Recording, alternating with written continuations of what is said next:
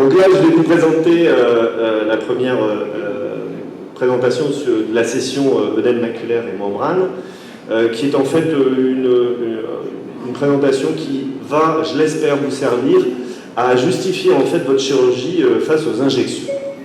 Et comment justifier la chirurgie face à ce qu'il faut bien appeler une hégémonie en fait des injections intravitréennes.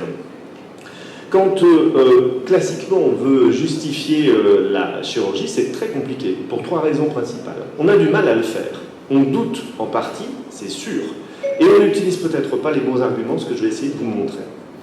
Alors, on a du mal à le faire parce qu'en fait on est seul contre les labos, ce qui sont puissants et riches, et qui nous opposent en fait des études statistiques d'une puissance remarquable, il faut bien le dire.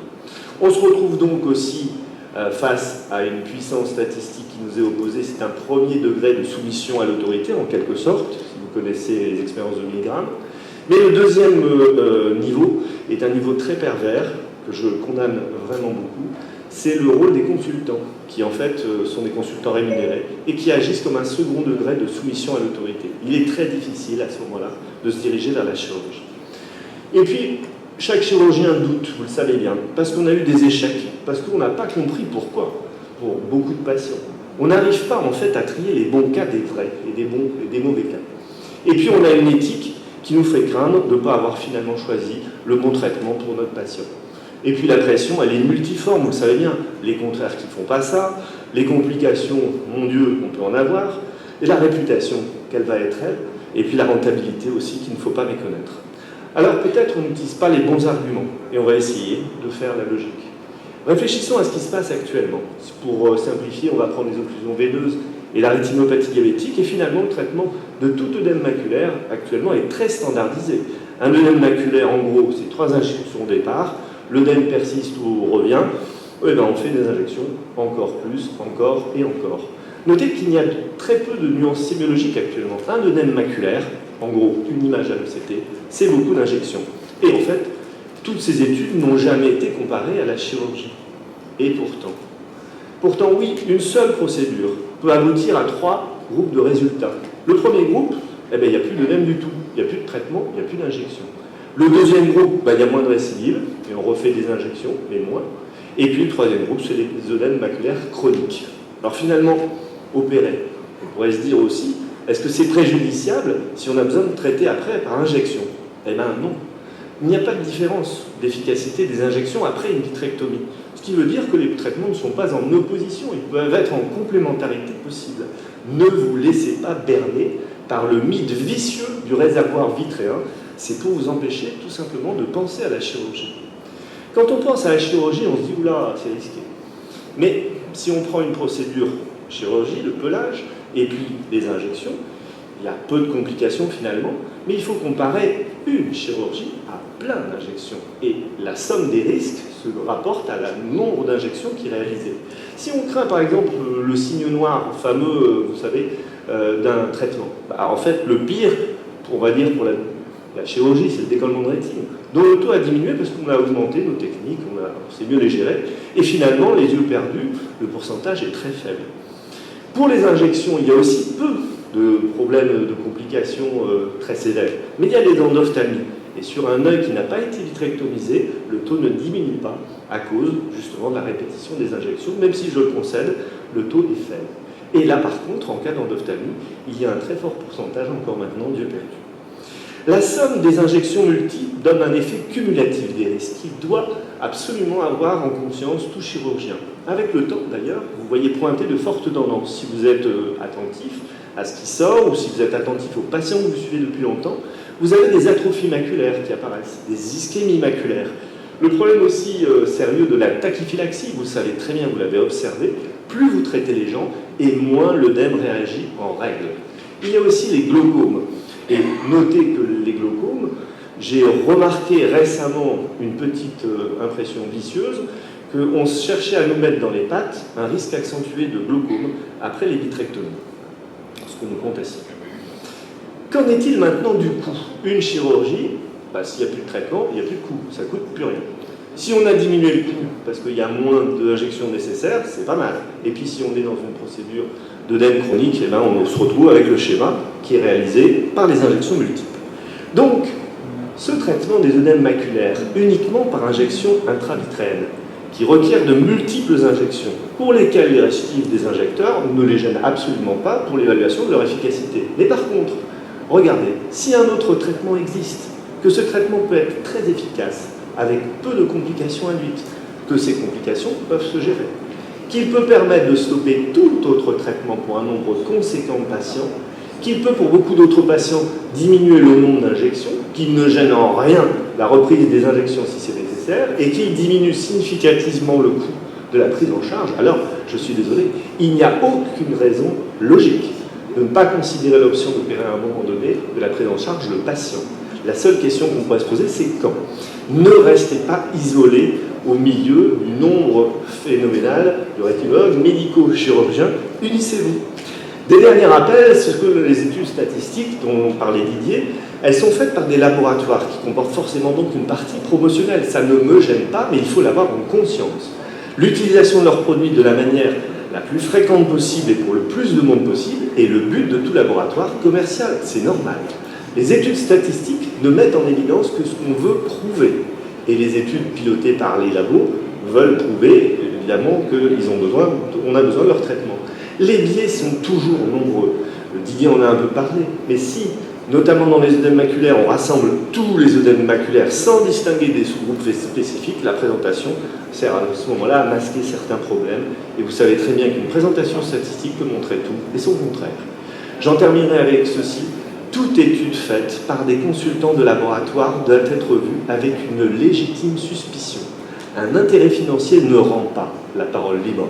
La vérité ne sort pas de la bouche des consultants. Je vous remercie.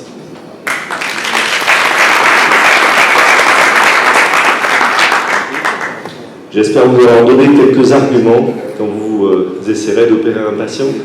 Ce sont des réflexions qu'on a eues depuis des années. C'est très difficile, vous le savez, et encore plus maintenant. Et voilà. Les questions sont ouvertes. Frédéric, du coup en pratique, quand est-ce que tu envisages une vitrectomie chez des patients qui ont... Alors j'allais dire qu'en fait, mon idée, c'est de toujours essayer à un moment donné de leur proposer la chirurgie.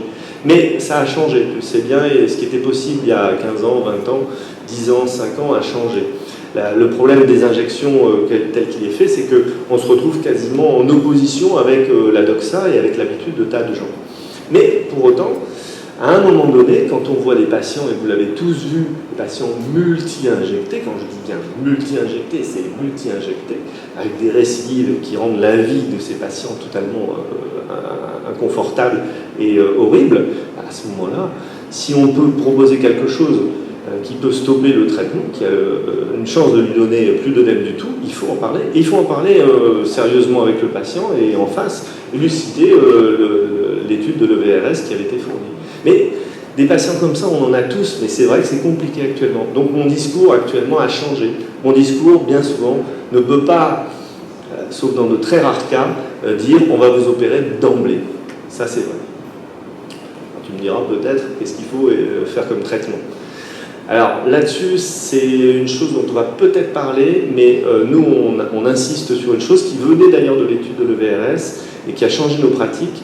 C'est qu'à un moment donné, il y a des années de ça, on faisait des chirurgies et on injectait un corticoïde retard. Et en fait, on s'est aperçu que ça ralentissait les résultats ou même la résorption de l'œdème. Donc en fait, si on peut dire un message à tous les gens qui font des injections, et nous-mêmes d'ailleurs, si possible, éviter les injections d'Ozurdex notamment, si possible. Je parle bien en intravitréenne. Parce que là, on va se retrouver avec un problème qui va limiter peut-être nos résultats, alors que les injections d'anti-VEGF, à mon avis, sont moins toxiques. Mais dans notre cas précis, dans notre centre, puisqu'on faisait partie des gens qui avaient introduit l'Avastin en France, nous ne faisons jamais, pour aucun patient, les 3 injections de départ. Donc, on se retrouve avec un nombre d'injections qui est très très faible par rapport à la plupart des gens. Aussi pour les problèmes de tachyphylaxie. Vous faites comment du coup si vous ne faites pas les 3 injections de départ? Si vous ne faites pas les 3 injections de départ, vous faites comment? Eh bien, en fait, on fait une injection, et puis on revoit le patient, on suit beaucoup les patients. D'ailleurs, ça me fait sourire que tu dises ça, parce que je montrerai tout à l'heure, vous savez très bien que l'AMM pour les œdèmes maculaires sur occlusion veineuse est défini par l'œdème maculaire. Mais si on fait une injection et qu'il n'y a plus d'œdème, pourquoi on continue? Pourquoi vous faites 3 injections? Pourquoi même 2? C'est la question qu'on s'est posée. Et en fait, vous verrez que finalement, ne pas réinjecter, ça peut donner des surprises, et des bonnes. Pour les diabétiques, c'est pareil? Pour les diabétiques, c'est pareil, oui.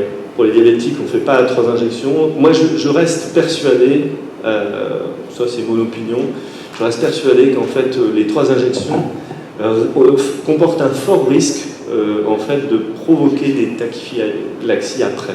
C'est-à-dire, je pense que quand vous avez vu au départ, mais c'est difficile pour les gens qui n'ont pas vu l'instant au départ, mais quand on avait une injection, au départ, c'était phénoménalement efficace. Et par contre, dès la deuxième, c'était moins bien.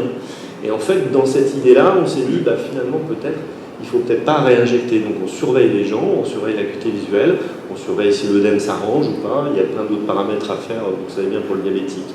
Et là-dessus, finalement, en gros, ne pas injecter beaucoup, c'est pas mal, à la fois pour le patient, mais aussi pour sa maladie. Excusez-moi, et quel est le taux de succès après chirurgie? Dans les 3 groupes, finalement, qu'est-ce qu'on peut dire? Alors là, c'est difficile à dire. Moi, personnellement, à l'heure actuelle, même s'il y a eu des discussions avec Didier, avec Jean-Paul, on en a eu plein sur ce truc-là, je pense très sincèrement qu'on est autour de 50%, mais même plus pour une procédure et plus de même. C'est en tout cas, moi, mon impression. Pour les gens, après, qui font... Une procédure, une injection? Non, une chirurgie. Ah, une chirurgie et plus d'œdème. Après, il y a 2 autres groupes, et là, on peut avoir besoin de quelques injections, on peut avoir besoin de plein d'injections, parce qu'il n'y a pas de résultat comme on l'aurait souhaité. Et c'est là où, finalement, vous dites, ah oui, mais tu n'arrives pas, finalement, à savoir pour tel patient comment ça va tourner. Et à ce moment-là, je vous dis, mais avec vos injections, c'est pas pareil? Vous n'avez pas l'impression que quand il y a un œdème qui ne réagit pas aux injections, le fait de réinjecter, ça vous semble ça vous semble plus logique que pour une chirurgie qui ne fonctionne pas ou pas comme vous l'aurez voulu, de continuer les traitements? En fait, vous voyez bien que si on prend les arguments logiques, en fait, on se retrouve avec quelque chose qui est justifiable, enfin, à mon avis. Mais c'est vrai qu'on ne peut pas savoir, ça c'est une réalité, mais pour qu'un patient opéré, parfois il va récidiver. Mais le pelage sur une rétine un peu démaciée, c'est plus difficile. Alors, et donc, vous n'avez pas peur d'avoir des microscotomes, des... Non, en réalité, moi j'ai du mal j'ai pas l'impression d'avoir une habileté démoniaque, si tu veux. Le fait d'avoir opéré depuis très longtemps, etc., et je pense qu'au fur et à mesure qu'on opère, on a tous cette impression-là, au bout d'un moment, on opère de plus en plus facilement. Mais il faut bien dire que vous faites partie de la génération qui a eu accès aux colorants, qui change complètement la chirurgie, qui est quand même beaucoup plus simple. Donc, non, c'est pas plus difficile, très sincèrement. C'est simplement la répétition du geste. C'est comme pour tes cataractes. Si tu opères beaucoup de cataractes, au début c'est compliqué, au fur et à mesure, tu n'y penses même plus, le rexis devient simple, et ainsi de suite. Je suis embêté par ta discussion parce qu'en fait, il faut classer ce qui est chirurgical et pas chirurgical. Dans le cas de la rétinopathie diabétique, j'ai simplifié, je connais mon avis, c'est l'effroi. C'est-à-dire que c'est une pathologie chirurgicale. De toute façon, quand tu arrives à la proliférante, tu as une microangiopathie qui ne s'arrêtera pas avec les injections. Donc l'injection, parce que vous n'avez pas distingué les œdèmes ischémiques et les... Jean-Paul, je suis d'accord avec toi, mais là, tu es déjà dans une réflexion sémiologique. Tu as l'impression qu'il y a une réflexion sémiologique actuellement? C'est pour ça que j'ai simplifié. Je ne sais pas, mais tu es obligé de... Enfin, je veux dire, tu ne peux pas chasser. Je pense que tu n'as plus de réflexion sémiologique, bien sûr. On vient de s'engueuler sur l'adaptationnisme. C'est-à-dire que, par exemple, je ne connais pas ce jeune homme, mais quand il dit c'est difficile ou pas difficile, la chirurgie, c'est difficile. Donc, si tu veux, quand tu as un acte difficile à faire, si c'est ça qu'il faut faire pour le patient, soit le faire, soit l'adresser, soit apprendre à le faire, mais le fait que ça soit facile ou difficile n'est pas un argument pour un chirurgien, je sais pas.